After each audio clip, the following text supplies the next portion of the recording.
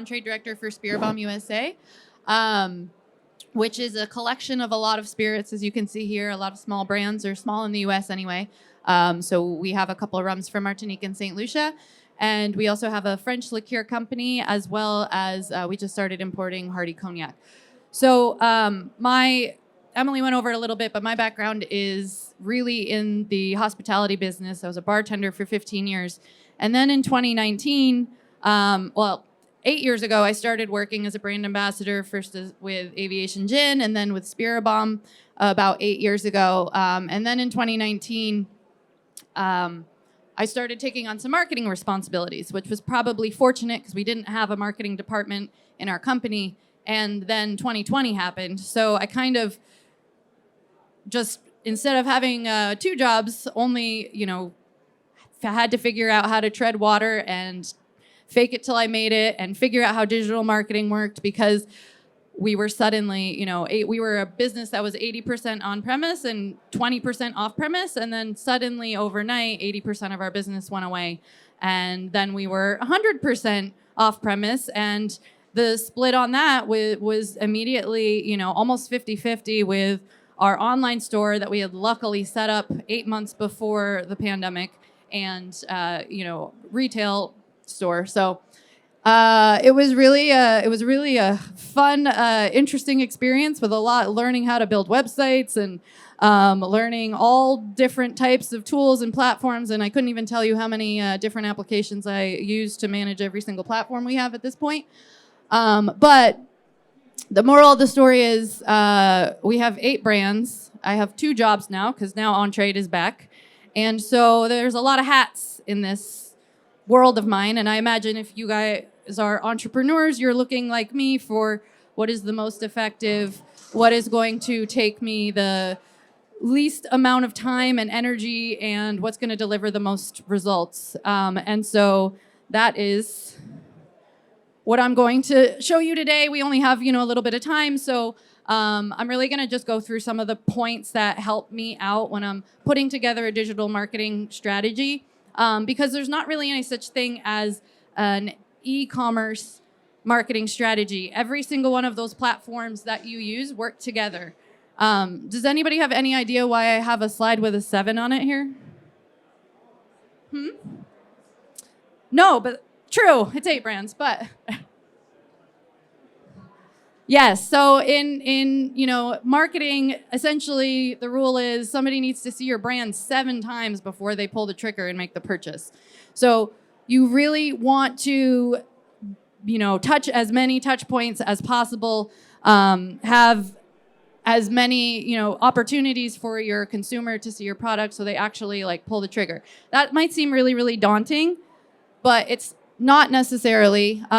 This is just one of our brands that we have one hero image for one expression, and we use it across every single one of our platforms. That might seem boring. You might want to mix it up a bit, but you really need to have a hero image that that identifies with the ethos of your brands and the message of your brands. Yes, of course, on social media, you want to mix it up and have a variety, but I use this one image for social media, for our pull-up banners, for our in-store displays, for email marketing newsletter. That's my dog named Martinique, just for fun. And so that makes less work for you, less money spent on a ton of photography. It just makes your life a little bit simpler to find that image that really identifies with your brand and reuse the image and just rewrite the copy so that when people see that image, especially when you're starting out, your brand is new, your spirit is new, they'll see the same image in every ad and it'll just resonate and you have more opportunity to hit those 7 touch points. This is a quote by a famous marketing dude.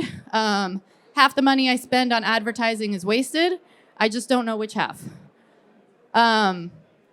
This is very true, but it's becoming less and less true every year.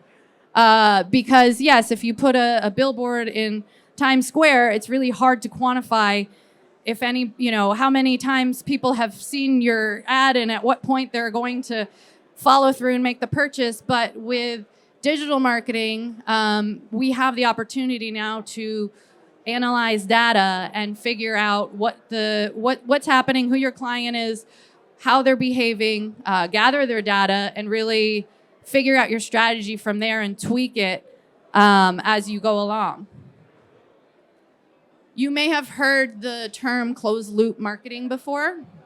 This is just the idea of that nothing is linear in marketing. Just like there's no such thing as e-commerce, marketing. Everything is connected.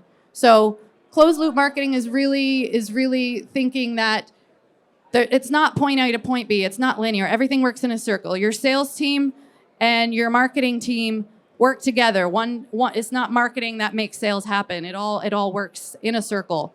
And you should think about that when you're talking about your digital marketing strategy. Sorry, I'm just going to pull my notes back up.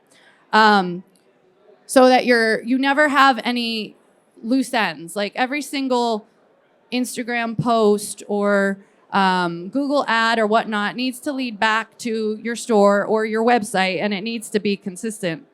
You need to close the loop, and everything should lead to the sale. Something that I do, and I'm the creative person on our team, and the team is me, but I am very much creative. I really hate analyzing numbers. I'm lucky that I have a administrative assistant who loves analyzing numbers. But once a month we sit down and we go through the analytics of every single one of our platforms, our website, our email marketing, our social media, our online sales, and we just our paid ads, everything, and we just see what's working and what's not, and we make little tweaks, and then we go back and for the next month change the strategy a little bit, and it gets better and better, and we see more click-throughs, more impressions every time we do that. And another just little tip is video. Yeah, well, nowadays, I mean, it changes every single week, every month, every day, every hour. But video will get you more play on your paid ads, more organic pay. But even a 2-second clip of a video is always going to be more bang for your buck than a photo these days. What else? And then if I am going to leave you with 2 things that I think are the most important when it comes to your digital strategy. Your website is your first impression. It's very important that it's user-friendly. It's very important that it's mobile-friendly. I think that nowadays 60% of the people that view our websites are... Actually, it depends on the brand, but 60 to 75% of the people that view our websites are on mobile app. And oftentimes people overlook that. They need to make sure that they're looking at the digital or the mobile version as well as the desktop version. And if you've got people, I mean, that's usually the first place people go. If I see, a new emerging brand at Park Street and I taste their spirit and I take a picture of the bottle, what am I going to do? I'm going to Google it. It's going to go to their website. And so that is the first impression. It's very important that you have that together. But it's also very important that when you get that person to your website, you do whatever you can to collect their data.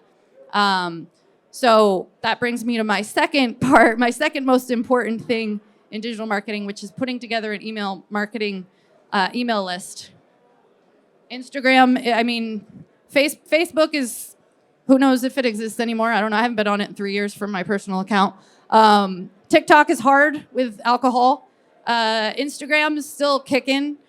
Pinterest, whatever, I couldn't tell you how it works. But these things are going to come and go, So email is not really going anywhere.